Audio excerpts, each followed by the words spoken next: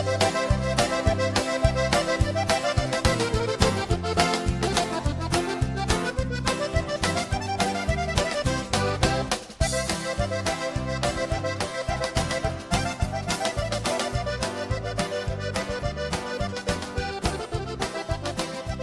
Was Almost Real, the Pro Wrestling History Podcast, episode 93.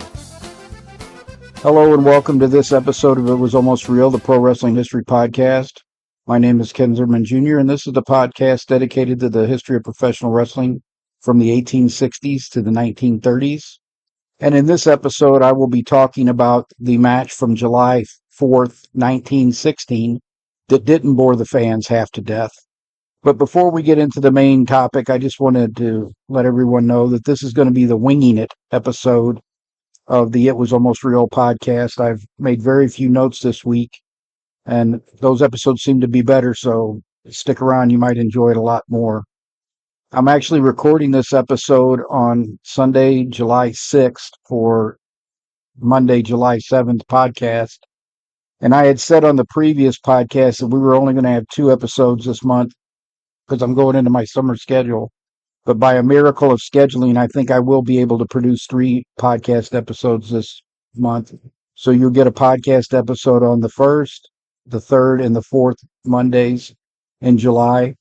The second Monday is going to be the article about the 5-hour draw between Ed Strangler Lewis and Joe Stecker on July 4th, 1916. That match is the one that bored the fans to death, and after about 3 hours, they chucked the seat cushions at the referee, not the referee, at Ed Strangler Lewis, but pelted the referee and Joe Stecker as well.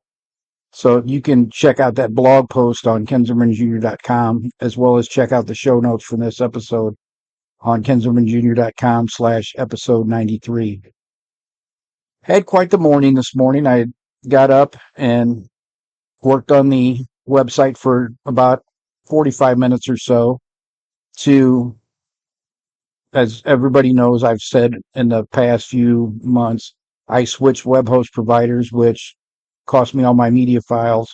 So I am slowly getting the website back to where it needs to be.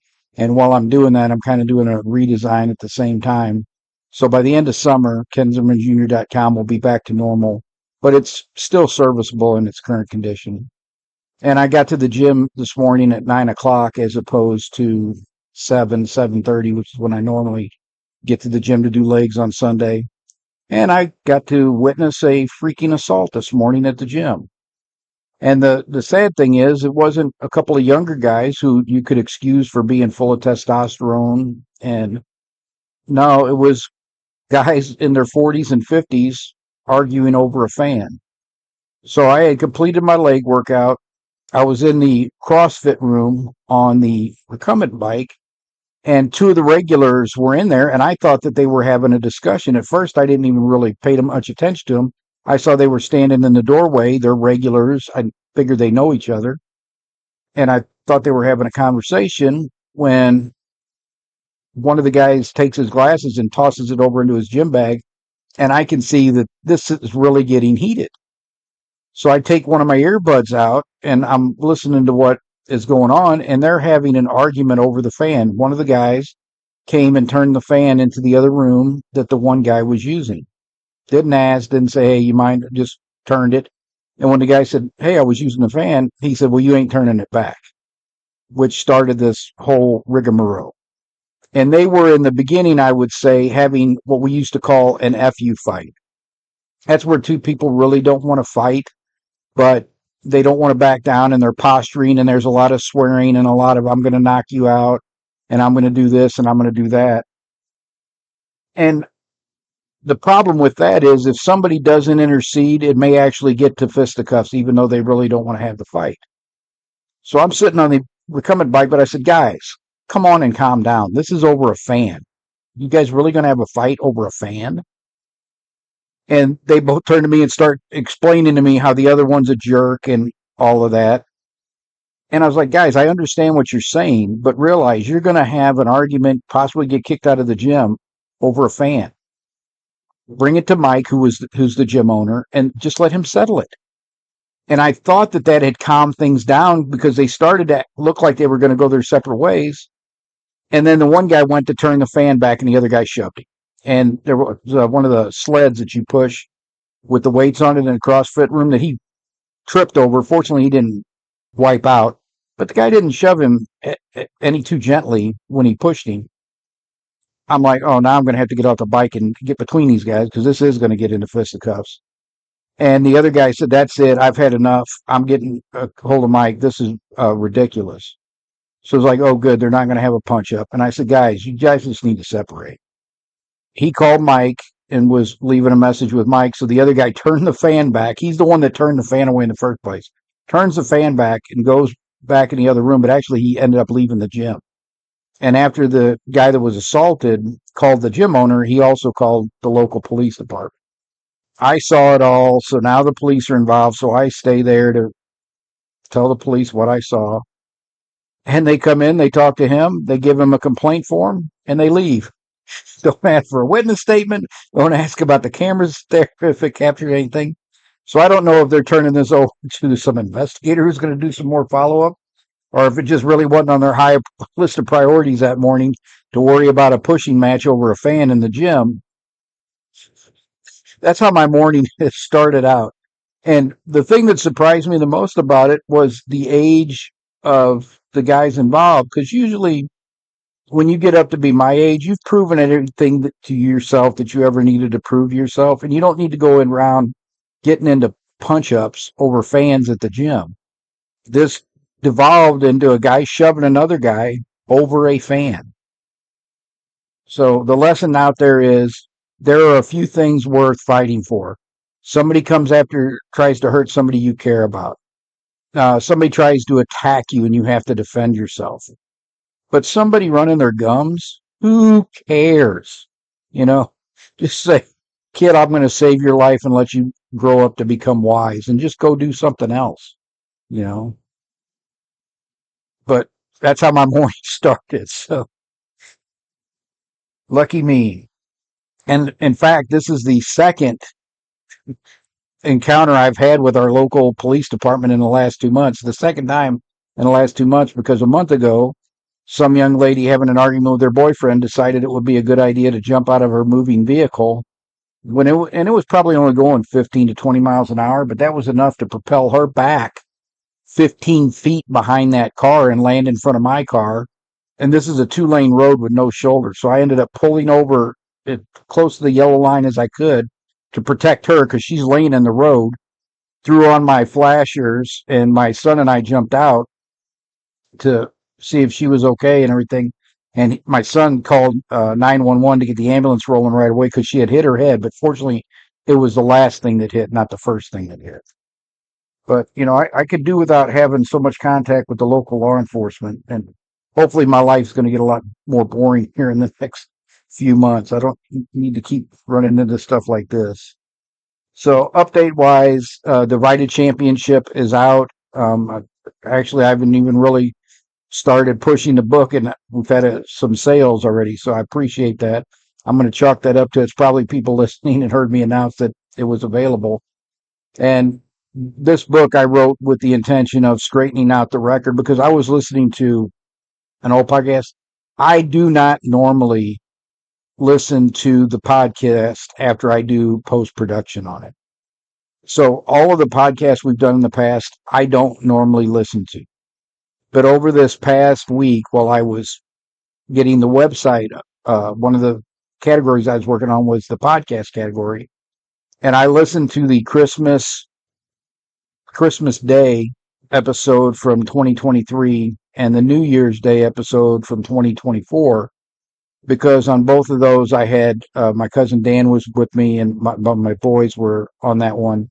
And then Solomon was on the New Year's Day one. And I was listening to it because I can still hear Dan every once in a while if I go back and listen to the podcast he and I did. So I actually listened to those podcasts and I repeated false information that I believed before I researched this book. Before I had written the John Pesek book and started to question what I had heard about the Joe Stecker title reign, I repeated what I had always believed and read in other places that Stecker, after he got the title from Zbyszko, was afraid of double crosses, and after the attempted double cross by Paul Bowser and the attempted double cross by John the Nebraska Tigerman Pesic in LA in October of 2020, not 2020, in October 1926 in Los Angeles, that Stecker had virtually retired the title. And I said that in the podcast because that's what I believed at the time. That's not even close to being the truth. During the divided championship era, Stecker had the stronger claim to the world title, and he never put the title in mothballs. He was defending the title up until a month before or up until the month that he agreed for the reunification match in St. Louis in February of 1928. This book is to set the record straight on all of the information that was incorrect out there before that. So I believe the book does that and captures both the title reigns of Ed Strangler Lewis and Joe Stecker during that 2 years and 8 months where the title was divided. I'm going to jump into the recommendations too before I get into the history topic, because neither of these recommendations, you're going to have a streaming service to see them, and in particular the streaming service you're going to have is Netflix. But the first recommendation I have is for a show that was on Cinemax, and it's called Warrior, and it's about really it's about the politics and the fighting between the Irish and the Chinese in San Francisco in the 1870s, when there was a big battle between the Irish laborers and the Chinese laborers for the manufacturing jobs in San Francisco, and the politicians who manipulated those groups and businessmen to try to get their own means accomplished by manipulating those groups. And some really great martial arts action in it. It runs 3 seasons, and I think there's 30 episodes altogether, 10 episodes a season. But I think it's well worthwhile and watching. Then the other series is a Hindi series. I had heard a couple of my physicians talking about a show called The Royals, and I thought it was the American version of The Royals, but now, having heard them talk about it and going on the Netflix to say, oh, I'm going to check this out and see if it's any good, it's actually I believe the Hindi language version of The Royals. So when you put Royals in your Netflix search, it's going to come up with 2 selections. You want the Hindi language selection, which is about 10, 30 to 40-minute episodes. And overall, I really liked this series. I got sucked into it, and I was binge watching it over like 4 or 5 days. The ending did leave me a little flat, but there's another season coming out on it, so I'm going to watch that second season as well, and maybe I'll change my mind on it. And if you're watching it and you're wondering what turned me off on it, I hate wishy-washy dudes, no matter whether it's in real life or in arts and entertainment. Go to the butcher shop and buy yourself a pound of guts. You need to know who you are and why you do things. I hated the Spider-Man series, those first 3 movies, because it took him 3 movies to figure out whether he wanted to be with Mary Jane or not. Son, figure it out. You might be able to pick up on why I wasn't 100% sold on the ending of that particular show.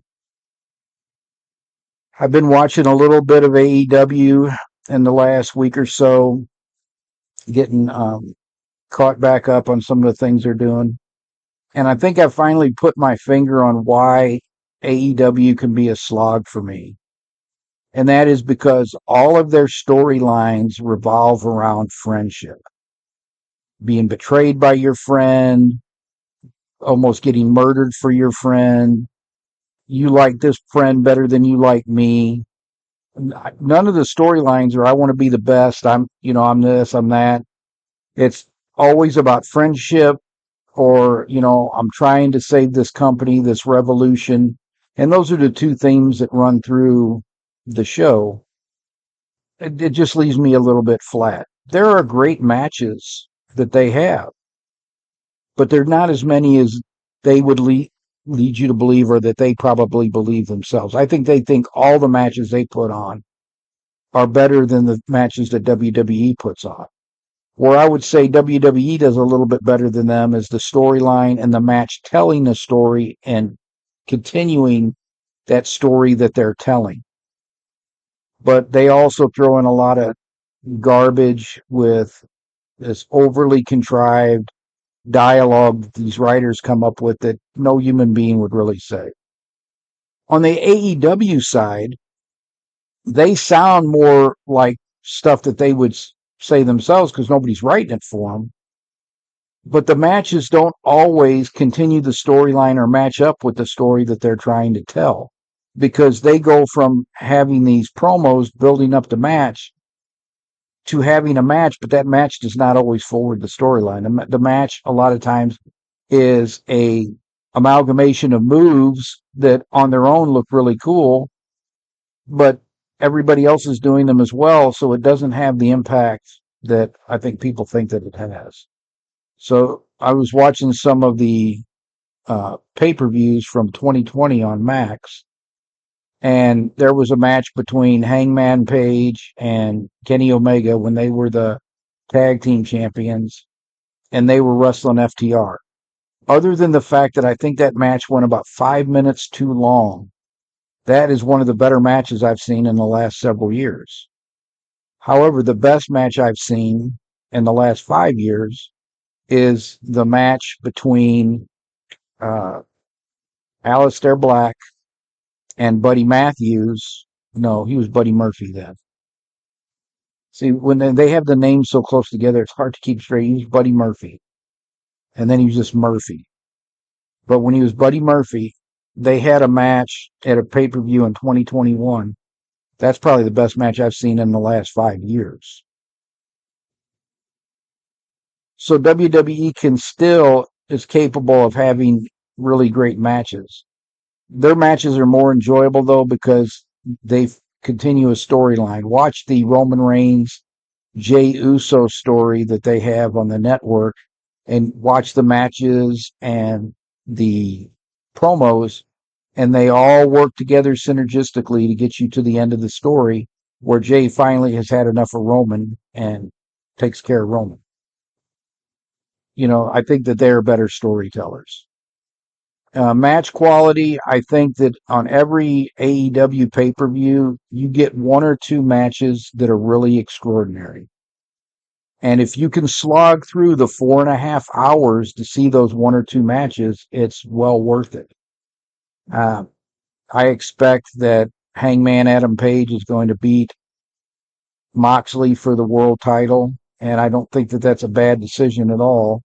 The Death Rider angle has probably pretty much run its course, and Page is definitely probably their biggest babyface. And I've always said he has star power. You might not like him, but he has star power. So that should be probably one of the better matches on the pay-per-view, as long as Moxley doesn't go too far with the garbage stuff. That's enough for the modern take. UFC, I understand now there is some talk of having a White House event on the 4th of July next year, that they're going to have 20,000 fans on the grounds of the White House for a UFC card. I could see that being an absolute nightmare for the Secret Service.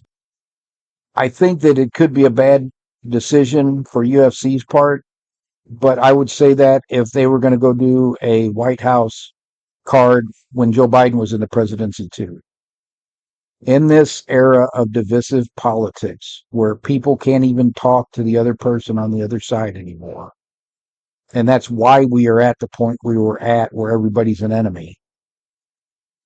Aligning with one party or the other, yeah, you're guaranteed 50% of the people are going to be with you, but 50% of the people are going to really hate you. And I just don't think it's good for any business or company to align themselves with the government or a particular party. So overall, I think this is a bad decision, but I think that they're going to do it anyway. It's no secret that Dana White is really close to Donald Trump. Unless the Secret Service can find a reason to say no to this, I think that it's probably going to happen. But again, not something that I would do if I was the owner of the UFC. And then finally, a lot of people have talked about how bad WWE has been lately. And I will continue to say that I still believe Paul Levesque, Triple H, the artist known as Hunter Hearst Helmsley, is the best person to run that company and to run creative. Every company, every professional wrestling company in history has gone through bad periods or where they made a mistake, they put the belt on the wrong person, they made the wrong creative decision. Nobody wanted the Road Warriors to be a heel team back when Dusty was the booker. Nobody wanted Stone Cold Steve Austin to be a bad guy back when Vince McMahon was running creative with Bruce Pritchard and all these guys. There are times that you make a creative decision that you think is going to get over and the people reject it, and they reject it hard. And I think that is the position WWE has found themselves in right now because they went with this John Cena heel run, which nobody wanted. They continue to call Cena the GOAT, which I'm sure insults the San Martino, Hogan, and Austin fans out there. Just that they've been a little bit off. And another example of that I'm going to bring up is this mid-card bloodline now. What is the purpose of aligning all of the Tongas with Solo Sikoa again, who lost the Ulafala to Roman Reigns, and then have him beat Jacob Fatu for the U.S. title? It makes no sense whatsoever. And then Jacob gets wiped out at SmackDown. I think that this is tarnishing Jacob Fatu a little bit, who looked like a killer, and him and Braun Breaker is a WrestleMania main event in the future. Two biggest stars coming together for a monumental clash. The build to that could be amazing. That's just another one where I think, what are these guys doing? That's not something I would have done. So now that my rants about modern wrestling and modern MMA are over, we can look at the history topic for this week. So on the same day that Ed Strangler Lewis and Joe Stecker were born, 18,000 fans in Omaha, Nebraska, with the second of what would be their 4 contests. Earl Caddock of Anita, Iowa, who would take the title from Stecker in 1917, also wrestled on July 4th against William Demetral, who William Demetral was a former American heavyweight wrestling champion, a very well thought of national wrestler, and he was 32 years old at the time, so he's still pretty much in his prime. But Caddock is a amateur AAU champion that kind of started late in the pros in 1915 when he was 27 years old. And Caddock is one of the 3 or 4 wrestlers that would trade the world title from 1917 to 1920. I had always thought that Caddock beat Stecker in a worked match in 1917. I was listening to Mike Chapman talk about that match on the Shut Up and Wrestle podcast, Brian Solomon's podcast. He made me retake a look at that match based on the argument he made in that podcast. And after reading the coverage of that match, I do believe that that match indeed could have been a contest. It looks like a contest in that there was long periods of inactivity. Both men were trying for their pet holds. It wasn't a very exciting match. These are all hallmarks of a legitimate contest, which can always be long, boring, and inconclusive, as Lewis and Stecker proved to the 18,000 fans that braved the heat to go watch their match in Omaha on the same day.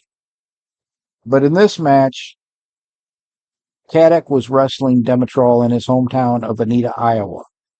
And we don't have the numbers for that card because the newspapers just reported it as a large crowd, which was not unusual. We didn't always get numbers for the crowds. I cannot say, I'm not sure if this match was a work or a contest. It could have been either. It wasn't a particularly exciting match because Caddock dominated it from start to finish, which argues both ways. Caddock wrestles Demetral in a ring in Anita, Iowa. 3 minutes into the contest, so they've been standing tied up for the first 3 minutes of the contest. Caddock's able to take Demetral to the mat and is trying to apply a body scissors and a half Nelson, which Demetral breaks. Caddock then rushes Demetral into the ropes, and both wrestlers went through the rope. They come back into the ring. Caddock again tries for a double arm wrist lock. He fails, and Demetral tries for a toe hold, but Caddock reversed that, was able to apply a body scissors, and then combine that with a full Nelson to force Demetral to give up the fall. The second fall, when they come out, Demetral looks wore out. Now, they've been wrestling 19 minutes in the first fall. It took Caddock 19 minutes, 25 seconds to pin Demetral in the first fall. And despite the intermission, Demetral still looks the worse for wear. Pretty quickly, Caddock is able to get a double arm wrist lock, and he takes the second fall in the match in 6 minutes, 9 seconds. So the match is pretty one-sided, which didn't matter because the fans were very excited about that because, one, they saw 2 pinfalls pretty quickly, and second, their guy, the Anita, Iowa hometown hero, Earl Caddock, won the match. So unlike the Omaha fans who were furious over the outcome of their contest, the fans in Anita, Iowa, whether this was a contest or a work, were very happy with the way that it came out. It argues for a contest and how easily Caddock dominated the match, but that's also an argument for why it could be a work, because if you're trying to build up Caddock for a world title match with Joe Stecker, you want him to look dominant against some of the nationally known wrestlers that have been around for a little bit. And Demetral had been the American Heavyweight Wrestling Champion just 2 years prior to this match. My overall feeling, I'm leaning contest, but I can go either way. This is not one I can easily tell whether it was a work or a shoot. The Omaha, Nebraska match was a definite shoot, to the point where it put the fans to sleep. And when they did wake up, they started throwing seat cushions at Lewis, and also those cushions ended up pelting the referee and Joe Stecker before they all left. So by the end of this 5-hour draw, half of the fans or more were gone. They had left at about the 3-hour mark. Again, you can read all of that in the post that comes out on my website on July 14th, the next Monday, after you're hearing this. I don't know what it was with seat cushions, but that was a common thing back in the 20s and 30s, when, in the teens, I guess, as well. When the fans were unhappy, apparently, I don't know if the venues gave out seat cushions, people brought seat cushions with them, but most of the seats in the arenas and that, there was a seat cushion for people to sit on. And when people were unhappy with the result of a match or a card or something that they thought was screwy, they would pick up these seat cushions and chuck them at the ring at whoever they were mad at.